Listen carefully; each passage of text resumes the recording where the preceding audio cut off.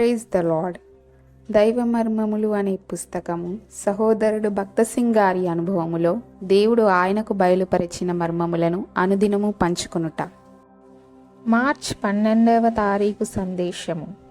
నిన్ను గొప్ప జనముగా చేసి నిన్ను ఆశీర్వదించి నీ నామమును గొప్ప చేయుదును, నీవు ఆశీర్వాదముగా నుందువు. ఆదికాండము 12వ అధ్యాయము 2వ వచనము. దేవుని పునరుద్ధానపు శక్తిని రుజువుపరచుటకు అబ్రహాము ముసలివాడై అతని భార్యకు కానుపు ఉడుగు వయసు వచ్చినంత వరకు సంతానం కొరకు కనిపెట్టునట్లు దేవుడు చేసెను. దేవుడు నూతన జీవమును వారిరువురి దేహములలో పోసిన పిమ్మటనే వారికి కుమారుడు కలిగెను. హారానును విడిచిన తరువాత 25 సంవత్సరములు వారెంత వేదన అనుభవించిరో మనము ఊహించగలము. అబ్రహాము నీతిమంతుడైనను ఆయనకు సంతానము అనుగ్రహింపబడలేదు. ఆదికాండము 12:2-15:2. అతడు ఒక కుమారుని కొరకు చాలా కాలము కనిపెట్టి చివరకు తన గృహ నిర్వాహకునికి ఆస్తి అంతయు వ్రాసి ఇచ్చుటకు సిద్ధపడెను.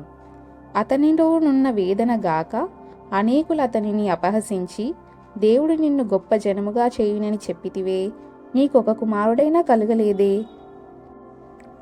ఆయనకు నీవు ఇష్టుడవైతే నీకొక కుమారుని ఇంతకు ముందే ఇచ్చి ఉండవచ్చును గదా అని అనియుందురు.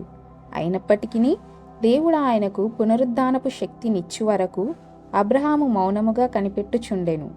రోమా 4:18-25. అయితే 24 సంవత్సరములు కనిపెట్టిన తరువాతనే అట్టి విశ్వాసం అతనికి కలిగెను. అతనిలోనూ అతని భార్యలోనూ పునరుద్ధాన శక్తి పోయబడినట్లు అతడు గ్రహించెను.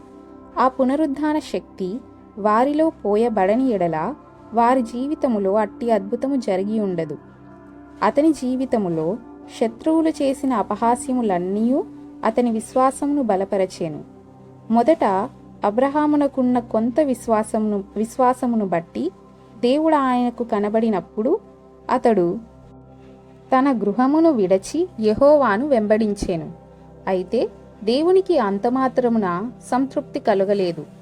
అబ్రహాము పునరుద్ధానపు శక్తిని పూర్తిగా అనుభవించినంత వరకు దేవుడు అతనిని అనేక అనుభవముల ద్వారా తీసుకొని వెళ్ళెను. మన ప్రభు అయిన యేసుక్రీస్తు మనందరినీ దీవించునుగాక. ఆమేన్.